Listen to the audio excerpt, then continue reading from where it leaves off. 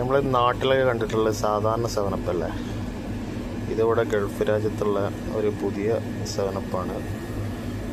Seven up lemon mint 0 ഷുഗറാണ്. അറബികൾക്ക് ഏറ്റവും ഇഷ്ടപ്പെട്ടൊരു സാധനമാണ് ഇപ്പോൾ ഇറങ്ങിയതിൽ. അറബികൾ ചോദിച്ച് ഉള്ളതൊക്കെ സല്ലാജിൽ നിന്ന് എടുത്ത് കൊണ്ടുപോകുന്ന ഒരു ഐറ്റമാണത്.